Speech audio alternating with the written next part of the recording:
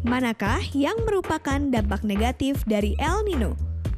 Jawabannya adalah kekeringan lahan.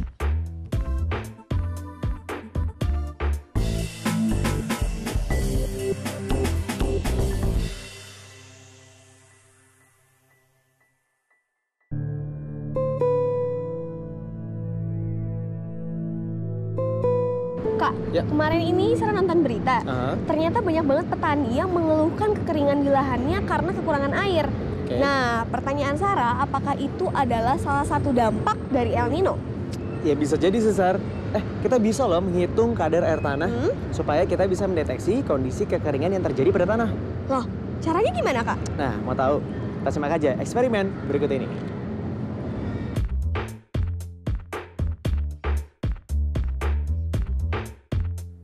Kadar air tanah. Tujuannya adalah menghitung kadar air tanah. Siapkan alat dan bahan. Tanah basah, tripod, pembakar spiritus, korek api, kawat kasa, timbangan elektrik, dan nampan. Urutan langkah kerja. Timbanglah tanah sebanyak 20 gram.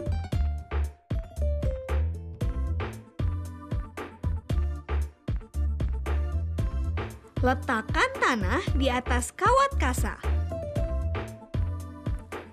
Susunlah pembakar spiritus, tripod, dan kawat kasa di atas nampan.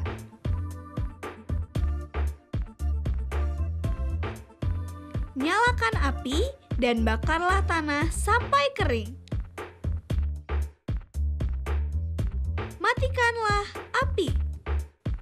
Timbang kembali berat tanah.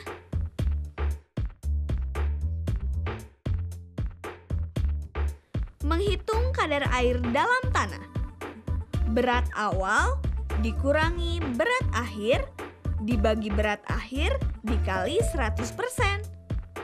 Jadi 20 dikurang 15 dibagi 15 kali 100% sama dengan 33,33%. Kekeringan pada lahan pertanian ditandai dengan kekurangan lengas tanah atau kandungan air di dalam tanah, sehingga tidak mampu memenuhi kebutuhan tanaman tertentu pada periode waktu tertentu pada wilayah yang luas, yang menyebabkan tanaman menjadi kering dan mengering.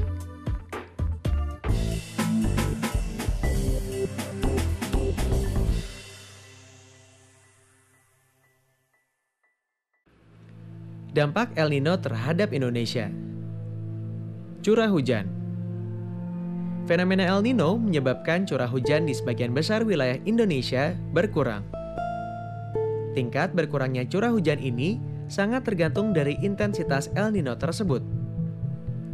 Namun, karena posisi geografis Indonesia yang dikenal sebagai benua maritim, maka tidak seluruh wilayah Indonesia dipengaruhi oleh fenomena El Nino. Terutama di wilayah Indonesia bagian timur, yaitu Kalimantan bagian tenggara, Sulawesi, dan Irian Jaya bagian tengah. Pertanian. Telah diketahui bahwa kekeringan dapat menurunkan secara nyata hasil produksi pertanian. Berdasarkan hasil survei lapangan, kekeringan panjang pada tahun 1997 menurunkan produksi padi. Hutan. El Nino pernah menimbulkan kekeringan panjang di Indonesia. Kekeringan dan kebakaran hutan terparah terjadi pada tahun 1977.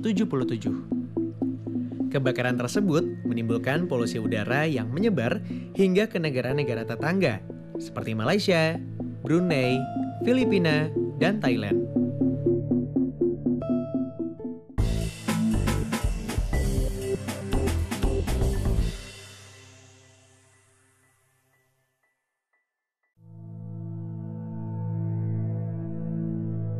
Jadi kalau kita harus berusaha untuk mengatasi dampaknya, maka kita perlu melakukan usaha yang serius. Salah satu yang paling penting adalah melakukan pengamatan secara kontinu dan berkesinambungan, yaitu dengan memasang alat sepanjang lautan Pasifik, bahkan direncanakan dalam kerjasama internasional alat-alat itu dipasang sampai dengan lautan Hindia. Sayangnya sampai saat ini baru berhasil dipasang di lautan Pasifik. Dan demikian kita akan memperoleh data secara kontinu di lautan Pasifik sepanjang tahun. Kemudian hal-hal praktis yang bisa kita lakukan ketika El Nino terjadi, yaitu satu, kita harus melakukan pengamatan penggunaan air. Yang kedua, kita harus bisa mengelola air buangan sehingga itu bisa dimanfaatkan kembali. Kemudian sebelum terjadi El Nino, kita harus sering nanam pohon. Kemudian kita jangan membuang sampah sembarangan. Dan yang terakhir, jelas harus kita lakukan kerjasama untuk mengatasi ini semua. Tidak bisa dibebankan hanya kepada pemerintah, tapi harus seluruh organ masyarakat turut bersama untuk mengatasinya.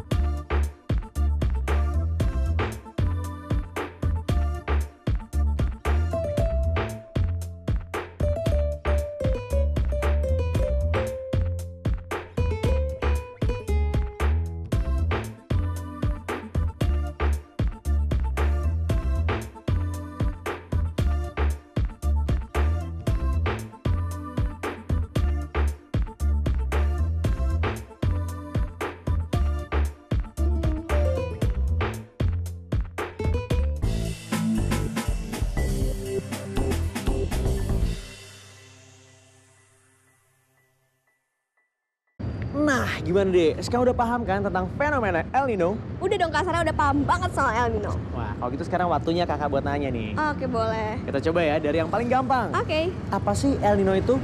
Nah, jadi El Nino itu adalah fenomena alam yang tidak dapat terlihat secara fisik, di mana terjadi peningkatan suhu di permukaan laut. Oke, kalau tahap perkembangan dari El Nino itu apa aja? Itu gampang banget Kak.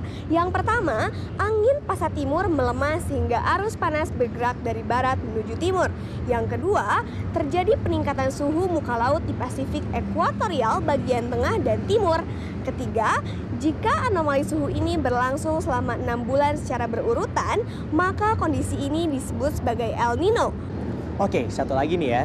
Sebutkan dampak-dampak negatif yang ditimbulkan oleh El Nino untuk wilayah Indonesia. Nah, itu salah satunya adalah kekeringan di wilayah pertanian di Indonesia karena curah hujan yang rendah, Kak. Nah, yang lebih parahnya lagi, ini bisa mengakibatkan kebakaran hutan loh, Kak. Wah, mantap nih. Gimana? Teman-teman udah paham kan? Berarti selesai sudah materi kita untuk kali ini. Yang pasti, jangan lupa untuk terus bereksperimen dan terus menyaksikan Planet Science, a journey into science. Dah.